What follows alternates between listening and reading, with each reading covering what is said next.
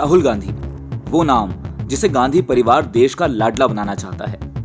वो व्यक्ति जिस पर ठप्पा है एक ऐसे परिवार का जिसने कभी देश का भला नहीं चाहा। वो आज बस कांग्रेस का शहजादा बनकर रह गया है। शहजादा जिसे बस झूठ परोसने में सुकून मिलता है। हमारे देश के सॉरी मैन राहुल गांधी को आदत है हर दिन की शुरुआत एक नए झूठ के साथ करने की, और इस बार वो ढोंग है वोट चोरी का। आरोप केवल चुनाव आयोग पर नहीं है, आरोप है उस व्यवस्था पर जिसने कांग्रेस को दशकों तक इस देश पर शासन करने और बेड़ा गर्क करने का मौका दिया। राहुल ने देश की सबसे भरोसेमंद संस्था पर वोट चोरी का आरोप लगाया है। मानते हैं कि वो भाजपा को घसीटने के चक्कर में देशद्रोह करने से भी पीछे नहीं हटते, लेकिन इस बार मामला काफी गंभीर है। उन्होंने कहा वोटर लिस्ट फर्जी है और लोकतंत्र खतरे में है। लेकिन सवाल ये है कि क्या ये आरोप सच थे?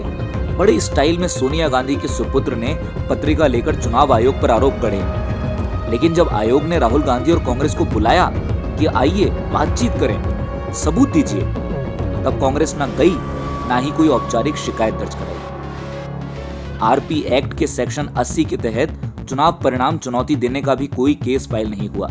यानी आरोप हवा में थे, कागज पर कुछ नहीं। पैटर्न साफ है, ये नया नहीं है। राहुल गांधी का ऑपरेशन केवल देश को नीचा दिखाने का है। चुनाव हारो, झूठा आरोप लगाओ, ईसी के कहने पर भी शिकायत दर्ज ना करो, कोर्ट में सबूत देने से बचो और फेक न्यूज के सहारे देश में अफरा तफरी फैलाओ। यही है कांग्रेस की हिट एंड रन राजनीति। कर्नाटक के महादेवपुरा केस में राहुल ने कहा एक महिला ने दो बार वोट किया, लेकिन जांच में ये भी फर्जी निकला। राहुल गांधी के आरोप फेल होना कोई नई बात भी नहीं। जनता को भड़काने की उनकी कोशिशें 1000 बार फ्लॉप हुई।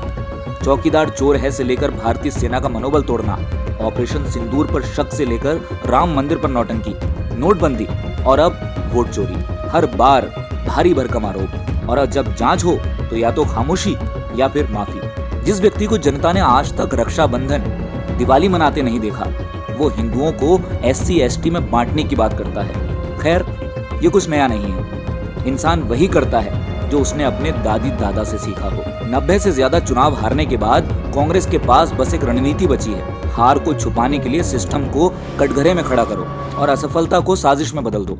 लेकिन भारत की जनता अब इस खेल को समझ चुकी है। सॉरी मैन राहुल गांधी, अब देश माफी नहीं सबूत मांगता है, क्योंकि लोकतंत्र अफवाहों से नहीं सच्चाई से चलता है। भारत की जनता जान चुकी है, जो नेता बार बार झूठ फैलाकर माफी मांगता है वो देश की बागडोर संभालने लायक नहीं है। ये राजनीति नहीं, अराजकता फैलाने का खेल है।